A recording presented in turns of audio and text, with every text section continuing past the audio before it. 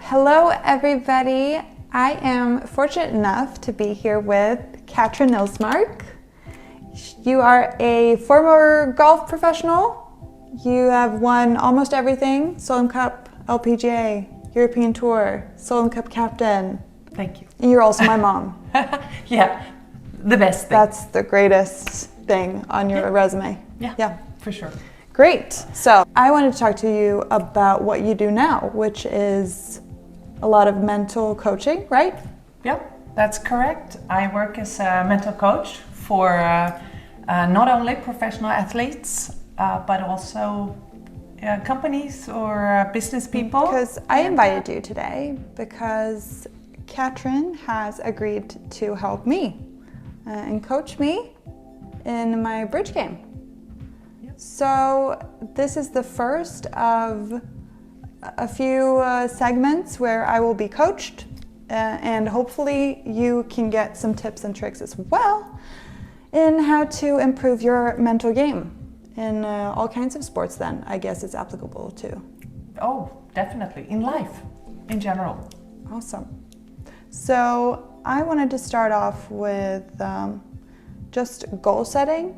Let's say I want to win the World Championship. What's my first step? Okay, that's a good goal. We can look at goal setting out with the help of a model called the SMART model. Mm-hmm. So that stands for specific, and your goal is specific. You want to win the World Cup. World Championship, yeah. Championship, yeah. It's not football. And the M is measurable. So whatever you want to achieve or do, it needs to be, you need to know when you've actually achieved your goal. So it needs to be measurable. And it needs, the A stands for attainable. It's, Is it attainable? Yeah, is it attainable? Yeah. And the R is reasonable. And those two are very, I think. They're similar? They're very similar. Yeah. If it's attainable, it's most of the time reasonable. Lastly, we have the T, and that's time. So you need to put a time frame on your goal. Oh, so I have to say, I want to win the World Championship by, and then I have to have a year, I guess, then? Yeah, because it will help you also with your with the measurements, like when do you know? And you need to maybe make adjustments along the way of how you're working towards your goal. But so that's a result goal, which is good, which is very motivating for a lot of people.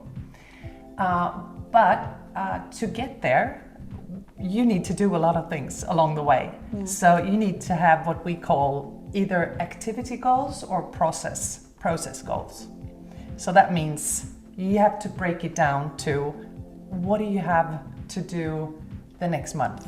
What do you have to do this week? What do I have to do today? That could be technically, what do you need to get better at? What do you need to work at? You might want to be a bit more focused. So how do you work with that? How do you work with your ability to focus for a long time or concentrate for a long time? And whatever your goal is. So the result goal, it's great to have, but the activity goals that it's on a daily, weekly, monthly basis, those are the foundation that will help you reach your goal. Another thing I really encourage you to do is to write it down. Because there is research that shows that goals that you actually write down, you attain 34% more frequent or more than goals that you only think or no. And what do I do? Is there something I can do every day except for these small process goals? Yeah, to try to reach my goal? Yeah, I think you should, all great athletes, everyone, visualize in some shape or form their goal or the way to the goal. You don't really need necessarily to visualize when you're holding the trophy if that's what you win. but you need to visualize what you have to do along the way to get there. You should do that on a daily basis. You will have a better result if you're in a good frame of mind when you do this visualization practice. And that you can really attain by just finding a place where it's not too much disturbance and doing a little breathing exercise. And that can be, for 1 or 2 minutes, really. Breathing in slowly and maybe holding your breath for a couple of seconds and then breathing out slowly. And that gets your nervous system into a good relaxation. A good place to do this exercise. Okay. Every good athlete, do they visualize? Does everybody? I don't know every athlete in the world, but certainly most every one of them do it. There are many stories about how they do it and so on, and in which way they see themselves. And I also think when you write it down, don't just write it down and put it in your drawer. Write it down. There are people writing the goals down every day.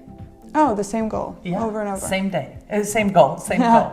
But I don't do that. You don't need to do that, I think. But you need to look at it to remind yourself, as much as you can remind yourself of where you want to go, because it will help your subconscious to look for things that would help you, to reach your goal.